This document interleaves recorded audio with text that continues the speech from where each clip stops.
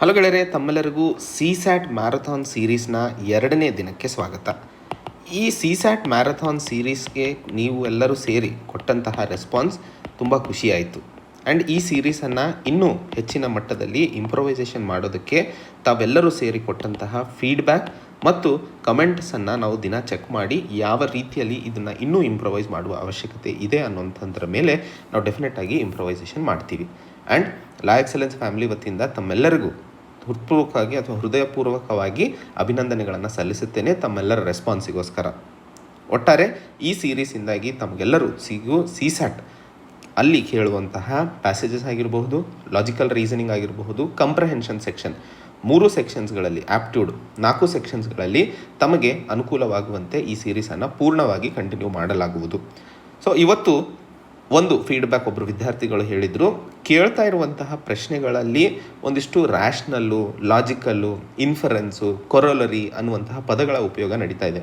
So ಇವುಗಳ ಅರ್ಥ ನಮಗೆ ಗೊತ್ತಾದಾಗ ಪ್ರಶ್ನೆಯನ್ನು ಅಪ್ರೋಚ್ ಮಾಡೋದಕ್ಕೆ ಇನ್ನೂ ಅನುಕೂಲವಾಗುತ್ತೆ ಅನ್ನುವಂತಹ ಮಾತನ್ನು ಅವರು ಹೇಳಿದರು. ಸೊ ಆ ಒಂದು ನಿಟ್ಟಿನಲ್ಲಿ ಇವತ್ತಿನ ಪ್ರಶ್ನೆಗಳನ್ನು ಸಾಲ್ವ್ ಮಾಡಬೇಕಾದ್ರೆ ಆ ಪದಗಳ ಅರ್ಥವನ್ನು ತಮಗೆ ಅರ್ಥ ಮಾಡಿಸಲು ನಾನು ಪ್ರಯತ್ನವನ್ನು ಪಡ್ತೇನೆ. ಆ್ಯಂಡ್ ಇವತ್ತು ಪ್ಯಾಸೇಜಸ್ಸಿಗೆ ಸಂಬಂಧಿಸಿದಂತೆ ಪೂರ್ತಿ 2019 ಸಿವಿಲ್ ಸರ್ವಿಸ್ ಎಕ್ಸಾಮಿನೇಷನ್ ಪೇಪರ್ನಲ್ಲಿ ಕೇಳಿದಂತಹ ಪ್ಯಾಸೇಜಸ್ಗಳನ್ನು ಇವತ್ತು ಮುಗಿಸೋಣ. ಸೊ ನಿನ್ನೆ ಹೇಳಿದ ಹಾಗೆ ಮೊದಲನೇದಾಗಿ ಏನು ಪ್ಯಾಸೇಜಸ್ ಹೆಡ್ಡಿಂಗ್ ಹೇಳ್ತಾ ಇದೆ ಅನ್ನುವಂಥದ್ದನ್ನು ಅರ್ಥ ಮಾಡ್ಕೋಬೇಕು. ಇಲ್ಲಿ ಹೆಡ್ಡಿಂಗಲ್ಲಿ read the following 6 passages and answer the items that follow each passage. So 6 ಪ್ಯಾಸೇಜಸ್ಗಳನ್ನು ಕೊಡಲಾಗಿದೆ ಆ್ಯಂಡ್ ಅದಕ್ಕೆ ಸಂಬಂಧಿತ ಪ್ರಶ್ನೆಗಳನ್ನು ಉತ್ತರಿಸಬೇಕು ಅನ್ನುವಂಥದ್ದು ಮೊದಲನೇ statement. Your answer to these items should be based on passages only. So ನಿಮ್ಮ ಉತ್ತರ ಕೊಟ್ಟಂತಹ ಪ್ಯಾಸೇಜಿಗೆ ಸಂಬಂಧಿತವಾಗಿರಬೇಕು ಅನ್ನುವಂಥದ್ದು ಮೊದಲನೇದು. ಈಗ ಇವತ್ತು ಒಬ್ಬ ವಿದ್ಯಾರ್ಥಿ ಈ ಸಿಸ್ಯಾಟ್ ಸೀರೀಸ್ನ ಬಗ್ಗೆ ಒಂದಿಷ್ಟು ಫೀಡ್ಬ್ಯಾಕನ್ನು ಕೊಟ್ಟು ಅವರು ಒಂದು ಪಾಯಿಂಟನ್ನು ಹೇಳ್ತಾ ಇದ್ದರು. ಪ್ರಶ್ನೆಯಲ್ಲಿ ಕೇಳಿದಂತಹ ಪದಗಳ ಅರ್ಥವನ್ನು ಒಂದಿಷ್ಟು ಹೇಳಿದ್ದಲ್ಲಿ ನಾವು ಪ್ರಶ್ನೆಗಳಿಗೆ ಅಪ್ರೋಚ್ ಮಾಡುವ ವಿಧಾನದಲ್ಲಿ ಒಂದಿಷ್ಟು ಇಂಪ್ರೂವ್ಮೆಂಟ್ಸ್ ಆಗಲು ಅನುಕೂಲವಾಗುತ್ತದೆ ಅನ್ನುವಂತಹ ಮಾತನ್ನು.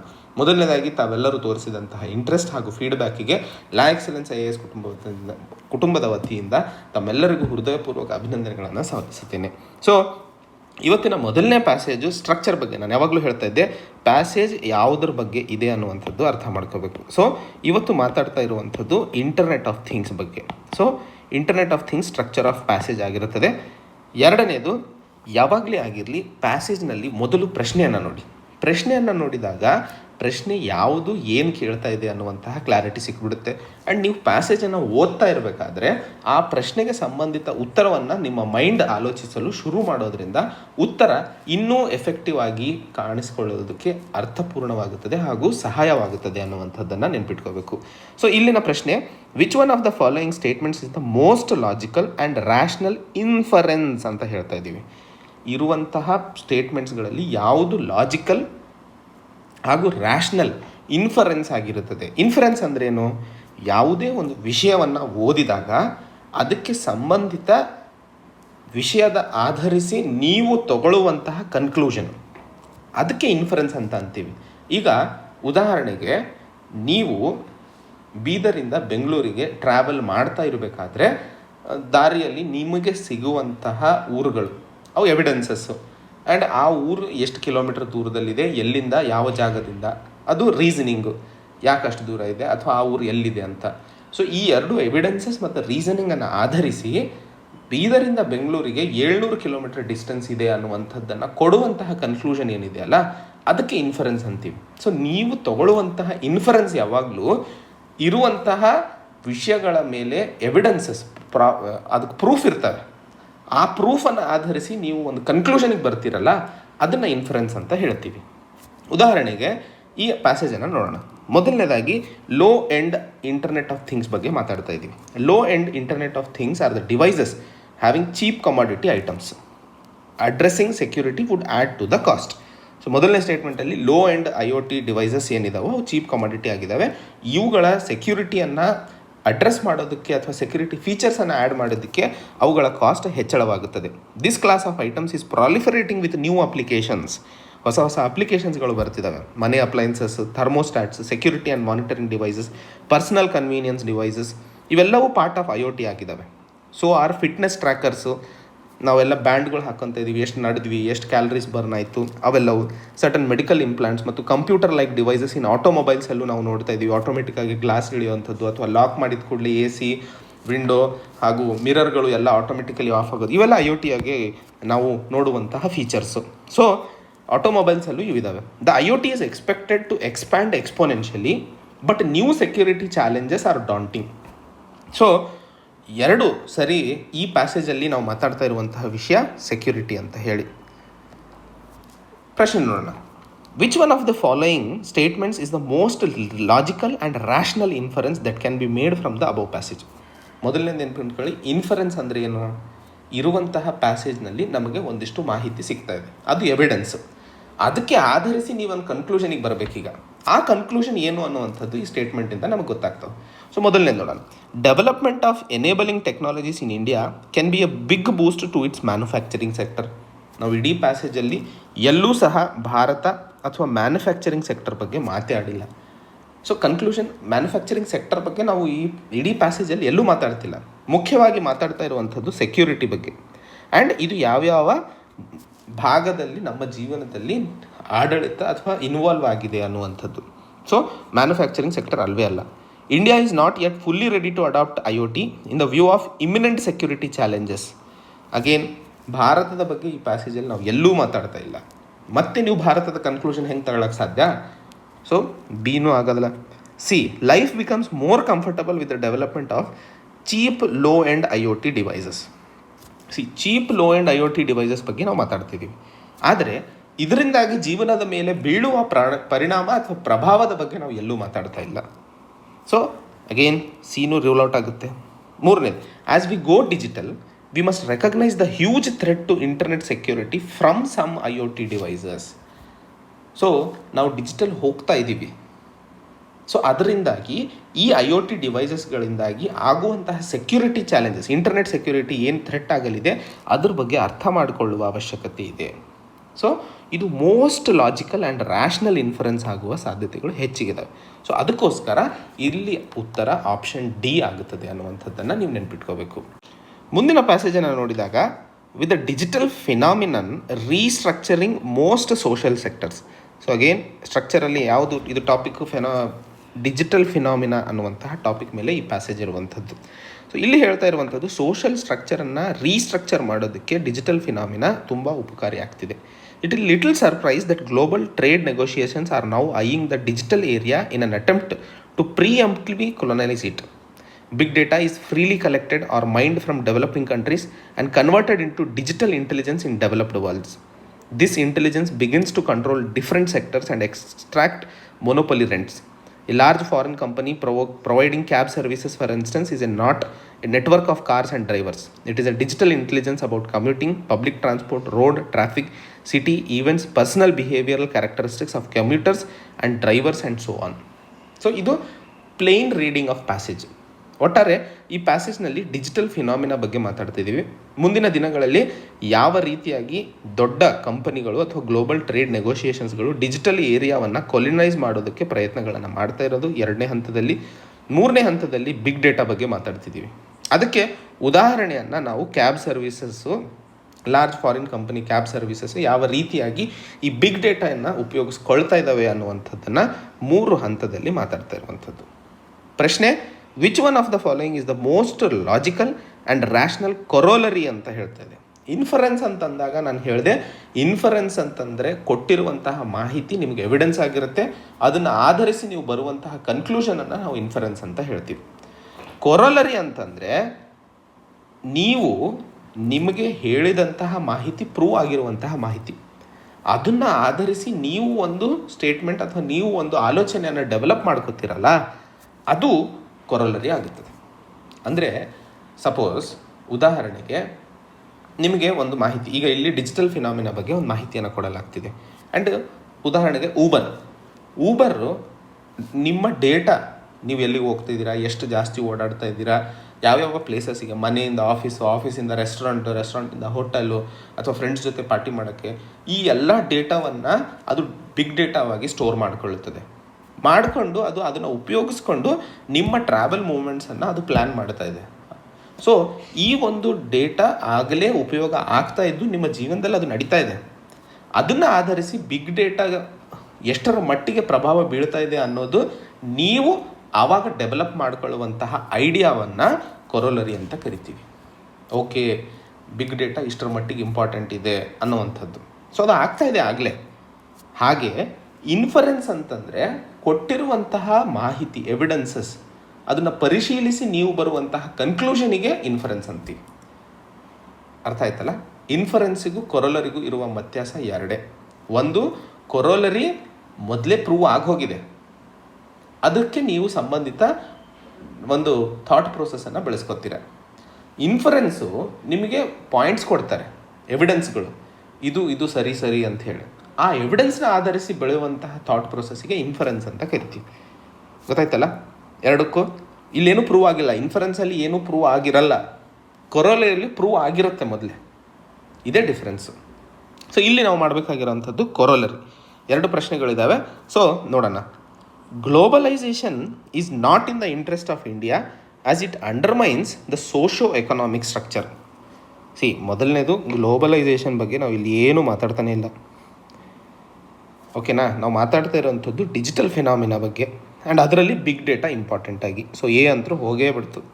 ಎರಡನೇದು, India should be careful to protect its digital sovereignty in global trade talks. So ಇಲ್ಲಿ ನಾನೇನು ಹೇಳಿದೆ, ಕೊರೋಲರಿ ಇಲ್ಲಿ ಕೊಟ್ಟಿರುವಂತಹ ಮಾಹಿತಿಯನ್ನು ಆಧರಿಸಿ ನೀವು ಬೆಳೆಸ್ಕೊಳ್ಳುವಂತಹ ಆಲೋಚನೆ ಅದು ಪ್ರೂವ್ ಆಗಿರೋದು. ಸೊ ಬಿಗ್ ಡೇಟಾ ಮಿಸ್ಯೂಸ್ ಆಗ್ತಾ ಇದೆ ಅಥವಾ ಯೂಸ್ ಆಗ್ತಾ ಇದೆ, ಅದಕ್ಕೆ ಸಂಬಂಧಿತವಾಗಿ ದೇಶದಲ್ಲಿ ಕಾನೂನು ಅಥವಾ ಅದನ್ನು ಕೇರ್ಫುಲ್ಲಾಗಿ ನೋಡಿಕೊಳ್ಳುವ ಅವಶ್ಯಕತೆ ಇದೆ ಅನ್ನುವಂತಹ ಮಾತನ್ನು ಹೇಳ್ತಾ ಇರುವಂಥದ್ದು. ಇದು ಓಕೆ, ಡೌಟಲ್ಲಿಡೋಣ. Next, India should charge monopoly rents from multinational companies in exchange for big data. ಮೊದಲನೇದು, ನಾವು ರೆಂಟ್ಸ್ ಬಗ್ಗೆ ಏನು ಮಾತಾಡ್ತಿಲ್ಲ, ಇಲ್ಲಿ ಬಿಸ್ನೆಸ್ ಬಗ್ಗೆ ಮಾತಾಡ್ತಿಲ್ಲ. ಇಲ್ಲಿ ಮಾತಾಡ್ತಾ ಇರುವಂಥದ್ದು ಡಿಜಿಟಲ್ ಫೆನಾಮಿನಾ, ಬಿಗ್ ಡೇಟಾ ಯಾವ ರೀತಿಯಲ್ಲಿ ಈಗ ಸದ್ಯದ ಮಟ್ಟದಲ್ಲಿ ಡಿಜಿಟಲ್ ಫೆನಾಮಿನಾದಲ್ಲಿ ಹೇಗೆ ವರ್ಕ್ ಮಾಡ್ತಾ ಇದ್ದಾವೆ ಅನ್ನೋಂಥದ್ರ ಬಗ್ಗೆ. ರೆಂಟ್ಸು, ಬಿಸ್ನೆಸ್ ಬಗ್ಗೆ ಏನು ಮಾತಾಡ್ತಿಲ್ಲ. The loss of big data from India is proportional to degree or value of its foreign trade. Again, ನಾವಿಲ್ಲಿ ಬಿಸ್ನೆಸ್ ಬಗ್ಗೆ ಏನು ಮಾತಾಡ್ತಾ ಇಲ್ಲ. ಇದರಲ್ಲಿ ಯಾವುದೇ ಒಂದು ಮಾಹಿತಿ ನಿಮಗೆ ಆಲೋಚನೆ ಮಾಡೋಕ್ಕೆ ಇಲ್ಲಿ ಟ್ರೇಡ್ ಯಾವ ರೀತಿ ಆಗ್ತಾ ಇದೆ ಅನ್ನೋಂಥದ್ರ ಬಗ್ಗೆ ಮಾತಾಡಲ್ಲ. ಇಲ್ಲಿ ಮಾತಾಡ್ತಾ ಇರೋವಂಥದ್ದು ಗ್ಲೋಬಲ್ ಟ್ರೇಡ್ ನೆಗೋಷಿಯೇಷನ್ಸ್. ಅದರಲ್ಲಿ ಎಲ್ಲ ಕಂಪನಿಗಳು ಡಿಜಿಟಲ್ ಏರಿಯಾನ ಮೊನೊಪಲೈಸ್ ಅಥವಾ ಕೊಲನೈಸ್ ಮಾಡೋದಕ್ಕೋಸ್ಕರ ಟ್ರೈ ಮಾಡ್ತಾ ಇರುವಂಥದ್ದನ್ನು ನಾವು ನೋಡಿದ್ವಿ. So India should be careful to protect it digital sovereignty in global trade talks. B is the right answer. ಅರ್ಥ ಆಯ್ತಲ್ಲ? ಕೊರೋಲರಿಗೂ ಇನ್ಫರೆನ್ಸಿಗೂ ವ್ಯತ್ಯಾಸವನ್ನು ಒಂಚೂರು ಇನ್ನೊಂದು ಸರಿ ನೀಟಾಗಿ ಕೇಳಿಸ್ಕೊಳ್ಳಿ. ಇನ್ಫರೆನ್ಸಲ್ಲಿ ನಿಮಗೆ ಮಾಹಿತಿಯನ್ನು ಕೊಡ್ತಾರೆ, ಎವಿಡೆನ್ಸಸನ್ನು ಕೊಡ್ತಾರೆ, ಅದನ್ನು ಆಧರಿಸಿ ನೀವು ಒಂದು ಕನ್ಕ್ಲೂಷನಿಗೆ ಬರಬೇಕು. ಕೊರೋಲರಿಯಲ್ಲಿ ನಿಮಗೆ ಕೊಡುವಂಥದ್ದು ಪ್ರೂವ್ಡ್ ಡೇಟಾ. ಸರ್, ಇದು ಪ್ರೂವ್ ಆಗಿರುವಂತಹ ಮಾಹಿತಿ, ಇದನ್ನು ಉಪಯೋಗಿಸ್ಕೊಂಡು ನೀವು ಏನು ಮಾಡ್ತೀರಾ ಮಾಡ್ಕೊಳ್ಳಿ. ಸೊ ಬಿಗ್ ಡೇಟಾ ಹೇಗೆ ಮಿಸ್ಯೂಸ್ ಆಗ್ತಾ ಇದೆ ಅನ್ನುವಂತಹ ಮಾಹಿತಿಯನ್ನು ನಿಮಗೆ ಕೊಟ್ಟಿದ್ದಾರೆ. ಅದನ್ನು ಆಧರಿಸಿ ಭಾರತದಲ್ಲಿ ಕೇರ್ಫುಲ್ಲಾಗಿ ನಾವು ಪಾಲಿಸಿಯನ್ನು ಅಥವಾ ಅದನ್ನು ಪ್ರೊಟೆಕ್ಟ್ ಮಾಡುವ ಅವಶ್ಯಕತೆ ಇದೆ ಅನ್ನುವಂಥದ್ದನ್ನು ಬೆಳೆಸ್ಕೊಳ್ಳುವಂತಹ ಒಂದು ನಾಲೆಜನ್ನು ಕೊರೋಲರಿ ಅಂತ ಕರಿತೀವಿ. ಎರಡರಲ್ಲೂ ನಾವು ಕನ್ಕ್ಲೂಷನಿಗೆ ಬರ್ತಾ ಇದ್ದೀವಿ. ಬಟ್ ಇಲ್ಲಿ ನಿಮಗೆ ಎವಿಡೆನ್ಸಸ್ ಕೊಡ್ತಾರೆ, ಅಲ್ಲಿ ನಿಮಗೆ ಪ್ರೂವ್ಡ್ ಡೇಟಾ ಕೊಡ್ತಾರೆ ಅನ್ನುವಂಥದ್ದನ್ನು ನೆನ್ಪಿಟ್ಕೋಬೇಕು. ಮುಂದಿನ ಪ್ರಶ್ನೆ, which of the following is most definitely implied by the passage. Implied ಅಂತಂದರೆ ಈ ಪ್ಯಾಸೇಜ್ ಇದನ್ನೇ ನಿಮಗೆ ಹೇಳೋಕ್ಕೆ ಪ್ರಯತ್ನಿಸ್ತಾ ಇದೆ ಅನ್ನುವಂಥದ್ದನ್ನು ಹೇಳ್ತಾ ಇರುವಂಥದ್ದು. So big data is the key resource in digital space. Big data ಈಗ ಸದ್ಯಕ್ಕೆ ಡಿಜಿಟಲ್ ಸ್ಪೇಸ್ನಲ್ಲಿ ಅತ್ಯುತ್ತಮ ಅಥವಾ ಅತ್ಯಮೂಲ್ಯವಾದ ಒಂದು ರಿಸೋರ್ಸ್ ಆಗಿದೆ ಅನ್ನುವಂಥದ್ದು. ಸರಿ, ಡೌಟಲ್ಲಿಡೋಣ, ಯಾಕಂದರೆ ಇದನ್ನೇ ನಾವು ಮಾತಾಡ್ತಾ ಇರುವಂಥದ್ದು. Big economies create big data. Big economies ಬಗ್ಗೆ ನಾವೆಲ್ಲೂ ಮಾತಾಡ್ತಾ ಇಲ್ವೇ? ಬಿಗ್ ಪ್ಲೇಯರ್ಸ್ ಬಗ್ಗೆ ಮಾತಾಡ್ತಾ ಇದ್ದೀವಿ ನಾವು. So big economies no. Access to big data is the prerogative of developed countries. ಈ ಸ್ಟೇಟ್ಮೆಂಟ್ ಪ್ರಕಾರ ಡೆವಲಪ್ಡ್ ಕಂಟ್ರೀಸಿಗೆ ಮಾತ್ರ ಬಿಗ್ ಡೇಟಾ ಸ್ವತ್ತಾಗಿದೆ ಅನ್ನುವಂಥದ್ದು. ಸೊ ನಾವಿಲ್ಲಿ ಹೇಳ್ತಾ ಇರುವಂಥದ್ದು ಡೆವಲಪಿಂಗ್ ಕಂಟ್ರೀಸಲ್ಲಿ ಇರುವಂತಹ ಡೇಟಾನ ಉಪಯೋಗಿಸ್ಕೊಳ್ತಾ ಇದ್ದಾರೆ ಡೆವಲಪ್ಡ್ ಕಂಟ್ರಿ ಅಂತ ಹೇಳಿ. ಹಾಗಂತೇಳಿ ಡೆವಲಪಿಂಗ್ ಕಂಟ್ರಿ ಉಪಯೋಗಿಸ್ಕೋಬಾರ್ದು ಅಂತ ಏನೂ ಇಲ್ಲ. ಸೊ ಅದು ಅವರ ಸ್ವತ್ತು ಅಲ್ಲ ಅನ್ನುವಂಥದ್ದು ನಾವೆಲ್ಲೂ ಮಾತಾಡ್ತಾ ಇಲ್ಲ. ನಾಲ್ಕನೇದು, access to and possession of big data is a characteristic of again developed countries. ಅದೇನು ಕ್ಯಾರೆಕ್ಟರಿಸ್ಟಿಕ್ಸ್ ಅಲ್ಲ. ಡೆವಲಪ್ಡ್ ಕಂಟ್ರೀಸ್ ಆ ಒಂದು ಡೇಟಾವನ್ನು ಉಪಯೋಗಿಸ್ಕೊಳ್ಳುವಂಥದ್ದು ಜಾಸ್ತಿ ಆಗ್ತಾ ಇದೆ ಅನ್ನುವಂಥದ್ರ ಬಗ್ಗೆ ಮಾತಾಡ್ತಿದ್ದೀವಿ ಹೊರತು ಅದು ಅವರ ಕ್ಯಾರೆಕ್ಟರಿಸ್ಟಿಕ್ಸ್ ಆಗಿ ಎಲ್ಲೂ ನಾವು ತೋರಿಸ್ಕೊಳ್ಳಂತ ಇಲ್ಲ ಅನ್ನುವಂಥದ್ದನ್ನು ನೋಡಬೇಕು. So big data is the key space of digital resource, option A is the right answer ಅಂತ ಹೇಳಿ 23ನೇ ಪ್ರಶ್ನೆಗೆ ನಾವು ಹೇಳಬಹುದು. ಮುಂದಿನ ಪ್ಯಾಸೇಜ್, ಅಗೇನ್ ನೀವು ಈ ಪ್ರಶ್ನೆಗಳನ್ನು ಪ್ರಯತ್ನಿಸಿದರೆ ಇಲ್ಲ ಅನ್ನುವಂಥದ್ದು ನನಗೆ ಗೊತ್ತಿಲ್ಲ, ಬಟ್ ಇಲ್ಲಿ ಮಾಡ್ತಾ ಇರುವಂತಹ ಎಲ್ಲ ಪ್ಯಾಸೇಜಸ್ಗಳಲ್ಲಿ ಇವುಗಳ ಬಗ್ಗೆ ನಾವು ನೋಡ್ತಾನೆ ಇದ್ದೀವಿ. ಮುಂದಿನ ಪ್ರಶ್ನೆ, rural poor across the world including India have contributed a lot to human induced climate change. So ಇಲ್ಲಿ climate change structure of passage ಏನು, ಯಾವುದ್ರ ಬಗ್ಗೆ ಇದು ಸಂಬಂಧಿತವಾಗಿರುವಂತಹ ಮಾಹಿತಿ. ಸೊ ಕ್ಲೈಮೇಟ್ ಚೇಂಜ್ ಬಗ್ಗೆ ಮಾತಾಡ್ತಾ ಇರುವಂಥದ್ದು. ಸೊ ಈ ಕ್ಲೈಮೇಟ್ ಚೇಂಜಿಗೆ ಸಂಬಂಧಿಸಿದಂತಹ ಪ್ಯಾಸೇಜ್ನಲ್ಲಿ ನಮಗೆ ಕೇಳಿರುವಂತಹ ಪ್ರಶ್ನೆ ಏನು ಅನ್ನುವಂಥದ್ದನ್ನು ಮೊದಲನೇದಾಗಿ ನೋಡಬೇಕಾಗಿರುವಂಥದ್ದು. ಏನದು? Most logical and rational corollary ಅಂದ್ಕೊಳ್ಳಿ ನಿಮ್ಮ ತಲೆಗೆ ಬರಬೇಕಾಗಿರುವಂಥದ್ದು. ಇಲ್ಲಿ ಒಂದಿಷ್ಟು ಪ್ರೂವ್ಡ್ ಫ್ಯಾಕ್ಟ್ಸ್ಗಳು ನಿಮಗೆ ಸಿಗಲಿದ್ದಾವೆ. ಆ ಪ್ರೂವ್ಡ್ ಫ್ಯಾಕ್ಟ್ಸ್ಗಳನ್ನು ಸಂಬಂಧಿಸಿ ನೀವು ಬೆಳೆಸಬೇಕಾಗಿರುವಂತಹ ಕನ್ಕ್ಲೂಷನ್ನ ಬಗ್ಗೆ ನಾವಿಲ್ಲಿ ರ್ಯಾಷನಲ್ ಆ್ಯಂಡ್ ಲಾಜಿಕಲ್ ಕನ್ಕ್ಲೂಷನನ್ನು ಮುಂದಿನ ಭಾಗದಲ್ಲಿ ನೋಡಲಿದ್ದೇವೆ. So rural poor across the world ಏನಿದ್ದಾರೆ, ಗ್ರಾಮೀಣ ಪ್ರದೇಶದಲ್ಲಿ ಇರುವಂತಹ ಬಡವರು, ಅವರು ಬಹಳಷ್ಟು ಹ್ಯೂಮನ್ ಇಂಡ್ಯೂಸ್ಡ್ ಕ್ಲೈಮೇಟ್ ಚೇಂಜಿಗೆ ಕೊಡುಗೆಯನ್ನು ಕೊಡ್ತಾ ಇದ್ದಾರೆ. Yet they are on the front line in coping with it effects. Farmers can no longer rely in historical averages for rainfall and temperature and the more frequent and extreme weather events such as droughts and floods can spell disaster. And there are new threats such as sea level rise and the impact of melting glaciers on water supply. How significant are small farms? As many as 2 billion people around the world depend on them for their food and livelihood. Smallholder farmers in India produce 41% of country's food grain and other food items that contribute to local and national food security. ಇದು passage. ಒಟ್ಟಾರೆ ನಾವು ಇಲ್ಲಿ ಗ್ರಾಮೀಣ ಪ್ರದೇಶದಲ್ಲಿ ಯಾವ ರೀತಿಯಾಗಿ ಒಬ್ಬ ರೈತ ಈ ಒಂದು ಕ್ಲೈಮೇಟ್ ಚೇಂಜಿಂದಾಗಿ ಕಷ್ಟವನ್ನು ಅನುಭವಿಸ್ತಾ ಇದ್ದಾನೆ, ಹಾಗೂ ಹೇಗೆ ಇವರೆಲ್ಲರೂ ನಮ್ಮ ದೇಶದ ಆರ್ಥಿಕ ಅನ್ನೋದಕ್ಕಿಂತ ಫುಡ್ ಸೆಕ್ಯೂರಿಟಿಗೆ ಇವರೆಲ್ಲರೂ ಕಾರಣಕರ್ತರಾಗಿದ್ದಾರೆ ಅನ್ನುವಂಥದ್ದನ್ನು ಈ ಆರ್ಟಿಕಲಲ್ಲಿ ನಾವು ಒಟ್ಟಾರೆ ಮಾತಾಡ್ತಾ ಇರುವಂಥದ್ದು. ಸೊ ಈ ಒಂದು ಇದರ ಮೇಲೆ ಕೊರಲರಿ ನೋಡೋಣ. ಈಗ ಫ್ಯಾಕ್ಟ್ಸ್ ಇಲ್ಲಿ ನೀವು ಸಿಕ್ಕಿರುವಂತಹ ಪ್ರೂಫ್ಗಳು ಏನೇನು ಸಿಕ್ಕು ಹೇಳಿ ನೋಡೋಣ. ಮೊದಲನೇದಾಗಿ ಸ್ಮಾಲ್ ಹೋಲ್ಡರ್ ಫಾರ್ಮರ್ಸ್ ಭಾರತದಲ್ಲಿ ಒಟ್ಟು 41% ಜನ ಇದ್ದಾರೆ ಅಂಥೇಳಿ. ಹಾಗೆ ಇವತ್ತು ರೈತರು ನಮ್ಮ ಐತಿಹಾಸಿಕವಾಗಿ ಏನು ರೈನ್ಫಾಲ್ ಆ್ಯಾವ್ರೇಜ್ ಮತ್ತು ಟೆಂಪ್ರೇಚರ್ ಇತ್ತಲ್ಲ ಅದ್ರ ಮೇಲೆ ಡಿಪೆಂಡ್ ಆಗ್ತಿಲ್ಲ. ಬಹಳಷ್ಟು ಬದಲಾವಣೆಗಳು ಆಗೋದ್ರಿಂದ ಡ್ರಾಟ್ಸ್ ಆ್ಯಂಡ್ ಫ್ಲಡ್ಸ್ ಮತ್ತು ಡಿಸಾಸ್ಟರ್ ಆಗೋದನ್ನು ನಾವು ನೋಡ್ತಾನೆ ಇದ್ದೀವಿ. ಇವತ್ತು ಹೊಸ ಥ್ರೆಟ್ಸ್ಗಳು ಅಂದರೆ sea level ರೈಸ್ ಆಗೋದ್ರಿಂದ ಮತ್ತು ಗ್ಲೇಷಿಯರ್ಸ್ ಕರಗೋದ್ರಿಂದ ವಾಟರ್ ಸಪ್ಲೈ ಜಾಸ್ತಿ ಆಗ್ತಾ ಇದೆ. ಅದರಿಂದಾಗೂ ಸಮಸ್ಯೆಗಳನ್ನು ನಾವು ನೋಡ್ತಾ ಇದ್ದೀವಿ. ಸೊ ಸಣ್ಣ ಸಣ್ಣ ರೈತರು ಎಷ್ಟು ಇಂಪಾರ್ಟೆಂಟ್ ಇದ್ದಾರೆ ಅಂತಂದಾಗ ಇವತ್ತು ಪ್ರಪಂಚದಲ್ಲಿ 2 ಬಿಲಿಯನ್ ಪೀಪಲ್ಗಳು ಸಣ್ಣ ರೈತರು ಕೃಷಿಯ ಮೇಲೆ ಆಹಾರ ಮತ್ತು ಜೀವನಕ್ಕೋಸ್ಕರ ಡಿಪೆಂಡ್ ಆಗಿದ್ದಾರೆ. ಸೊ ಇದು ಒಂದು ಫ್ಯಾಕ್ಟ್ ಪ್ರೂಫ್. ಸ್ಮಾಲ್ ಫಾರ್ಮರ್ಸ್ 41% ಇದ್ದಾರೆ. ಸೊ ಈ 2 ಪ್ರೂಫ್ಗಳನ್ನು ಉಪಯೋಗಿಸಿ ನೀವು ಒಂದು ಕನ್ಕ್ಲೂಷನಿಗೆ ಬರಬೇಕಾಗಿರುವಂಥದ್ದು. ಸೊ ನೋಡೋಣ. ಮೊದಲನೇ statement, supporting small farmers is an important part of any agenda regarding ಎನ್ವೈರ್ಮೆಂಟಲಿ sustainable development. So ಸಣ್ಣ ರೈತರ ಬಗ್ಗೆ ನಾವು ಮಾತಾಡ್ತಾ ಇದ್ದೀವಿ, ಹೌದು. ಇವತ್ತಿನ ಯುಗದಲ್ಲಿ ಎನ್ವೈರ್ಮೆಂಟಲಿ ಸಸ್ಟೈನಬಲ್ ಡೆವಲಪ್ಮೆಂಟ್ ಮಾಡೋದ್ರಿಂದ ಸಪೋರ್ಟ್ ಫಾರ್ಮರ್ಸಿಗೆ ಆಗಲಿದೆ ಅನ್ನುವಂತಹ ಒಂದು ಕನ್ಕ್ಲೂಷನನ್ನು ಮೊದಲನೇ ಸ್ಟೇಟ್ಮೆಂಟ್ ಹೇಳ್ತಾ ಇದೆ. ಸೊ ಎಸ್, 3 ಬಗ್ಗೆನೂ ನಾವು ಮಾತಾಡ್ತಾ ಇದ್ದೀವಿ. ಇದು ಡೌಟಲ್ಲಿ ಇಡೋಣ. ಮುಂದೆ ಹೋಗೋಣ. Poor countries have little role to play in the mitigation of global warming. First thing, poor countries ಬಗ್ಗೆ ನಾವು ಇಲ್ಲಿ ಮಾತಾಡ್ತಾನೆ ಇಲ್ಲ. ನಾವು ಮಾತಾಡ್ತಿರೋದು rural poor across the world. So poor countries ಅನ್ನೋ ಕಾನ್ಸೆಪ್ಟನ್ನ ನೀವು ಕನ್ಕ್ಲೂಷನಿಗೆ ತರಕ್ಕೆ ಸಾಧ್ಯನೇ ಇಲ್ಲ, ಬಿಕಾಸ್ ಯಾವುದು ನಿಮಗೆ ಎವಿಡೆನ್ಸಸ್ ಅಥವಾ ಫ್ಯಾಕ್ಟ್ಸ್ ಕೊಟ್ಟೇ ಇಲ್ಲ. ಸೊ ಇದು wrong. Due to large number of farmers households, India will not have food security problem in the foreseeable future. Again ನಾವಿಲ್ಲಿ ಭಾರತದಲ್ಲಿ ಯಾವ ರೀತಿಯಾಗಿ ಸಣ್ಣ ರೈತರು ಅಥವಾ ಮಧ್ಯಮ ವರ್ಗದ ಸಣ್ಣ ರೈತರು ಯಾವ ರೀತಿಯಾಗಿ ಫುಡ್ ಸೆಕ್ಯೂರಿಟಿ ಬಗ್ಗೆ ಆಲೋಚಿಸುವ ಅವಶ್ಯಕತೆ ಇದೆ ಅನ್ನುವಂತಹ ಫ್ಯಾಕ್ಟ್ಸ್ನ ಎಲ್ಲೂ ಕೊಟ್ಟೇ ಇಲ್ಲ. ಸೊ ಸೀನೂ ಆಗಲ್ಲ. Only small holder farmers in India can ensure food security. ಮತ್ತು ಹೇಗೆ, ಯಾಕಂದರೆ ಫಸ್ಟ್ ಆಫ್ ಆಲ್ ಇಲ್ಲಿ ಭಾರತದ ವಿಷಯನೇ ನಾವು ಮಾತಾಡ್ತಾ ಇಲ್ಲ. ಪ್ರಪಂಚದಾದ್ಯಂತದಲ್ಲಿ ಯಾವ ರೀತಿಯಾಗಿ ಗ್ರಾಮೀಣ ಪ್ರದೇಶದ ರೈತರು ಈ ಒಂದು ಕ್ಲೈಮೇಟ್ ಚೇಂಜಿಗೆ ಸಂಬಂಧಿಸಿದಂತೆ ಹೊಡೆದಾಡ್ತಾ ಇದ್ದಾರೆ ಆ್ಯಂಡ್ ಹೇಗೆ ಅವರಿಗೆ ಬದಲಾವಣೆ ಕೊಡುವ ಅಥವಾ ಅವರಿಗೆ ಸಸ್ಟೈನಬಲ್ ಮಾಡುವ ಅವಶ್ಯಕತೆ ಇದೆ ಅನ್ನೋದ್ರ ಬಗ್ಗೆನೇ ಮಾತಾಡ್ತಾ ಇದ್ದೀವಿ ಹೊರತು ಭಾರತದ ಬಗ್ಗೆ ಅಂತ ಹೇಳಿ ನಾವು ಪ್ರತ್ಯೇಕವಾಗಿ ಇಲ್ಲಿ ಎಲ್ಲೂ ಮಾತಾಡ್ತಿಲ್ಲ. ಯಾಕಂದರೆ 2 ಫ್ಯಾಕ್ಟ್ಸ್ ನೋಡಿ, ಇಡೀ ಪ್ರಪಂಚದಲ್ಲಿ 2 ಬಿಲಿಯನ್ ಸಣ್ಣ ರೈತರು ಫುಡ್ ಮತ್ತು ಲೈವ್ಲಿಹುಡ್ಗೋಸ್ಕರ ಡಿಪೆಂಡೆಂಟ್ ಆಗಿದ್ದಾರೆ. ಎರಡನೇ ಹಂತದಲ್ಲಿ ಮಾತಾಡ್ತಿದ್ದೀವಿ, ಸ್ಮಾಲ್ ಫಾರ್ಮರ್ಸ್ ಭಾರತದಲ್ಲಿ 41% ಇದ್ದಾರೆ.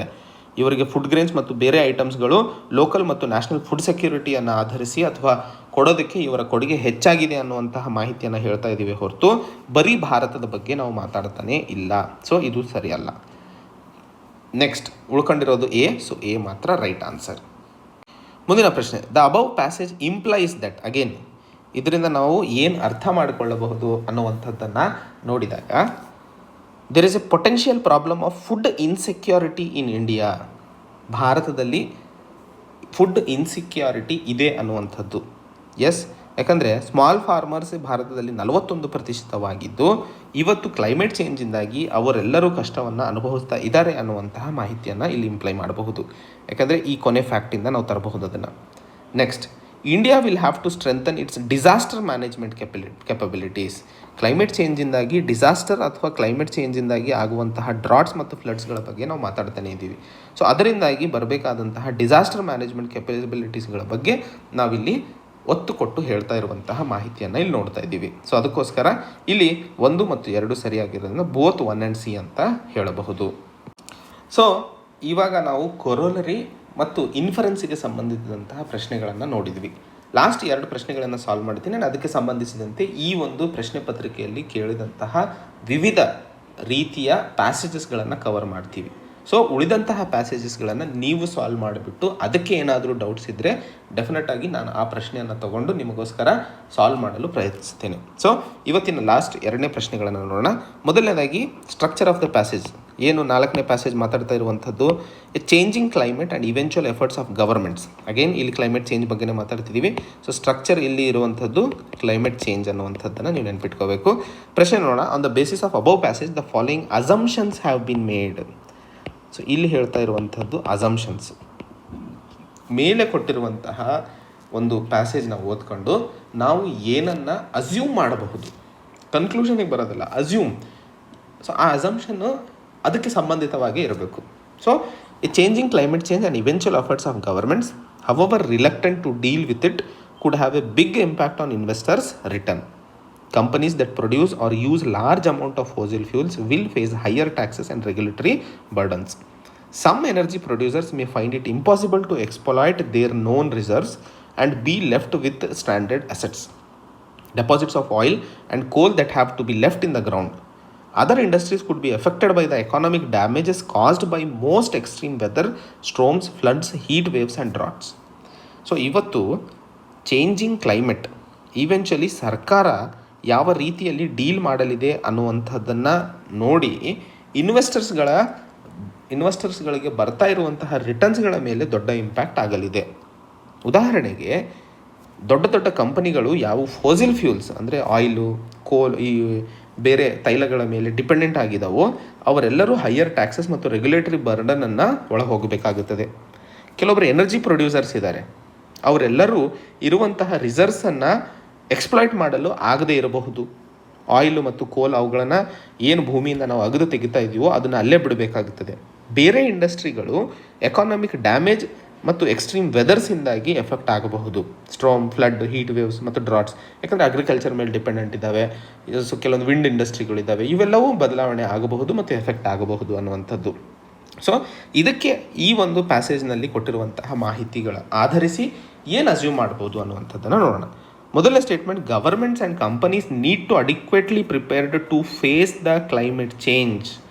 ಸೊ ಸರ್ಕಾರ ಮತ್ತು ಕಂಪನಿಗಳು ಎರಡೂ ಕ್ಲೈಮೇಟ್ ಚೇಂಜನ್ನು ಹೊಡೆದಾಡಲು ತಯಾರಾಗಬೇಕು.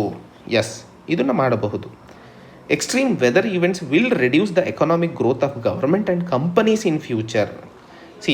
ನಾವು ಇದರಿಂದಾಗಿ ಯಾವ ರೀತಿಯಲ್ಲಿ ಅವರ ಆರ್ಥಿಕ ವಹಿವಾಟು ಅಥವಾ ಆರ್ಥಿಕ ವ್ಯವಸ್ಥೆ ಮೇಲೆ ಹೊಡೆತ ಬೀಳಲಿದೆ ಅನ್ನುವಂಥದ್ದನ್ನು ಅಸ್ಯೂಮ್ ಮಾಡ್ತಾ ಇದ್ದೀವಿ ಹೊರತು ಫ್ಯೂಚರಲ್ಲಿ ಇದೇ ಆಗುತ್ತದೆ ಅನ್ನುವಂಥದ್ದನ್ನು ನಾವು ಖಂಡಿತವಾಗೂ ಹೇಳ್ತಾ ಇಲ್ಲ. So extreme weather events will reduce the economic growth of government and companies in future. So ಬರೀ ವೆದರ್ ಈವೆಂಟ್ಸ್ ಅಷ್ಟೇ ಅಲ್ಲ, ಕ್ಲೈಮೇಟ್ ಚೇಂಜಿಂದಾಗಿ ಆಗ್ತಾ ಇರುವಂತಹ ಒಂದು ಮಾಹಿತಿಯಿಂದಾಗಿ ಆರ್ಥಿಕ ಬೆಳವಣಿಗೆ ಅನ್ನೋದಕ್ಕಿಂತಲೂ ಆರ್ಥಿಕ ರಿಟರ್ನ್ಸ್ ಯಾವ ರೀತಿಯಲ್ಲಿ ಮುಂದಿನ ದಿನಗಳಲ್ಲಿ ಎಫೆಕ್ಟ್ ಆಗಲಿದೆ ಅನ್ನುವಂಥದ್ರ ಬಗ್ಗೆ ಮಾತಾಡ್ತಾ ಇರುವಂಥದ್ದು. ಸೊ ವಿಲ್, ಆಮೇಲೆ ಇನ್ನೊಂದು ಇಲ್ಲಿ ನೀವು ಹೇಳ್ಬೋದು ನಾವು ಮಾಡ್ತಾ ಇರೋಂಥದ್ದು ಅಸಂಪ್ಷನ್ ಅಲ್ಲ, ಇಲ್ಲಿ ವಿಲ್ ಅಂತಂದರೆ ಹಾಗೆ ಆಗುತ್ತೆ ಅನ್ನುವಂಥದ್ದು. ಸೊ ಈ ಸ್ಟೇಟ್ಮೆಂಟಿಂದ ನಾವು ಅದನ್ನು ಅಸಂಪ್ಷನ್ನಲ್ಲಿ ಹಾಕಲು ಸಾಧ್ಯವಿಲ್ಲ. ಸೊ ಇದು ತಪ್ಪು. Ignoring climate change. ಸೊ 2 ಅಂತ ಹೋದ ಕೂಡಲೇ ಯೂಶಲಿ ಎಲಿಮಿನೇಷನ್ ಮೆಥಡ್ಗೆ ಯಾವಾಗಲೂ ಟ್ರೈ ಮಾಡಿ ಎ ಅನ್ನೋದು ಹೋಗುತ್ತೆ. ಸೊ ನಮ್ಮ ಹತ್ರ ಇರುವಂಥದ್ದು ಬಿ ಬರೀ 3 ಓನ್ಲಿ ಅಂತಿದ್ದೀವಿ, ಯಾಕಂದರೆ 1 ನಾವು ಅಸಂಪ್ಷನಲ್ಲಿ ಇಟ್ಕೊಂಡಿರೋದ್ರಿಂದ ಬಿ ಅನ್ನು ಸಹ ತೆಗೆದು ಹಾಕ್ಬೋದು. ಉಳಿದಿರುವಂಥದ್ದು ಅಗೇನ್ ಡಿನೂ ತೆಗೆದು ಹಾಕಿದ್ರೆ 1 and 3ನೇ ರೈಟ್ ಆನ್ಸರ್ ಆಗುತ್ತೆ. Ignoring climate change is a huge risk for investors. So climate ಚೇಂಜನ್ನು ಇಗ್ನೋರ್ ಮಾಡೋದು ಇನ್ವೆಸ್ಟರ್ಸಿಗೆ ಬಹಳ ದೊಡ್ಡ ಹೊಡೆತ ಬೀಳಲಿದೆ ಅನ್ನುವಂತಹ ಒಂದು ಮಾಹಿತಿಯನ್ನು ನಾವು ಮೊದಲನೇ ಪ್ಯಾಸೇಜಲ್ಲೇ ನೋಡಬಹುದು. ಸೊ ಮೊದಲನೇ ಸ್ಟೇಟ್ಮೆಂಟಲ್ಲಿ. So 1 and 3 C is the right answer. So ಇದು ವಿಭಿನ್ನವಾಗಿ ಬಂದಂತಹ ಪ್ಯಾಸೇಜಸ್ಸಿಗೆ ಸಂಬಂಧಿಸಿದಂತಹ ಪ್ರಶ್ನೆಗಳನ್ನು ಈ ಒಂದು ಆರ್ಟಿಕಲಲ್ಲಿ ಅಥವಾ ಇವತ್ತಿನ 2ನೇ ಹಂತದಲ್ಲಿ ನಾವು ನೋಡಿದ್ವಿ. ಸೊ ಇವತ್ತು 2019ಕ್ಕೆ ಸಂಬಂಧಿಸಿದಂತಹ ಒಂದು ಪ್ಯಾಸೇಜಸ್ಗಳನ್ನು ನಾವು ಪೂರ್ಣವಾಗಿ ನೋಡಿದ್ವಿ. ಉಳಿದಂತಹ ಪ್ಯಾಸೇಜಸ್ಗಳನ್ನು ನೀವು ಸ್ವಯಂ ಪೇಪರನ್ನು ತೊಗೊಂಡ್ಬಿಟ್ಟು ಇದನ್ನು ಸಾಲ್ವ್ ಮಾಡೋದಕ್ಕೆ ಟ್ರೈ ಮಾಡಿ. ಯಾವುದಾದ್ರೂ ಪ್ರಶ್ನೆಗಳ ಕ್ವಶನ್ ನಂಬರ್ ನಿಮಗೆ ಅರ್ಥ ಆಗದೇ ಇದ್ದಲ್ಲಿ ಅವುಗಳನ್ನು ನೀವು ಕಮೆಂಟ್ ಸೆಕ್ಷನಲ್ಲಿ ಹಾಕಿದ್ದಲ್ಲಿ ನಾನು ಅದನ್ನು ಕನ್ಸಿಡರ್ ಮಾಡಿ ಆ ಒಂದು ಪ್ರಶ್ನೆಯನ್ನು ಸಾಲ್ವ್ ಮಾಡೋದಕ್ಕೆ ಪ್ರಯತ್ನವನ್ನು ಮಾಡ್ತೀನಿ ಆ್ಯಂಡ್ ನಿಮಗೆ ಅದಕ್ಕೆ ಉತ್ತರವನ್ನು ಕೊಡ್ತೇನೆ. ಸೊ ಇದು ಪ್ಯಾಸೇಜಸ್ಸಿಗೆ ಸಂಬಂಧಿಸಿದಂತೆ ಡೇ 2 ಸೀರೀಸ್ನ ವಿಡಿಯೋ ಇವತ್ತಿಗೆ ಮುಕ್ತಾಯವಾಗುತ್ತದೆ. ನಾಳೆ ಆ್ಯಪ್ಟ್ಯೂಡೊಂದಿಗೆ ಮತ್ತೆ ಭೇಟಿಯಾಗೋಣ. ಲಾಜಿಕಲ್ ರೀಸನಿಂಗನ್ನು ಒಂದು ದಿವಸ ಆ್ಯಪ್ಟ್ಯೂಡ್, ಇನ್ನೊಂದು ದಿವಸ ಲಾಜಿಕಲ್ ರೀಸನಿಂಗ್ ಮೇಲೆ ವರ್ಕ್ ಮಾಡೋಣ. ಸೊ ಅಲ್ಲಿ ನಿಮಗೆ ಪೂರ್ಣವಾಗಿ ಪರ್ಫೆಕ್ಟಾಗಿ ಸಿಗುವಂತಹ ಮಾರ್ಕ್ಸ್ಗಳು ಅವು. ಸೊ ಇವತ್ತು ಯಾವುದೇ ಕಾರಣಕ್ಕೂ ಪ್ಯಾಸೇಜಸ್ಗಳನ್ನು ಮುಗಿಸಿ ಸೊ ದಟ್ ನಾಳೆ ಇರುವಂತಹ ಸೀರೀಸ್ನಲ್ಲಿ ನಾವು ಆ್ಯಪ್ಟ್ಯೂಡ್ ಅಥವಾ ಲಾಜಿಕಲ್ ರೀಸನಿಂಗ್ ಬಗ್ಗೆ ಪ್ರಾಕ್ಟೀಸ್ ಮಾಡೋಣ. ಸೊ ಇದು ಇವತ್ತಿನ ಸೀರೀಸ್ನ ಅಂತ್ಯ. ಪ್ಯಾಸೇಜಸ್ಸಿಗೆ ಸಂಬಂಧಿಸಿದಂತೆ ಮತ್ತೆ ನಾಳೆ ಭೇಟಿಯಾಗೋಣ. ಅಲ್ಲಿವರೆಗೆ ಜೈ ಹಿಂದ್, ಜೈ ಕರ್ನಾಟಕ.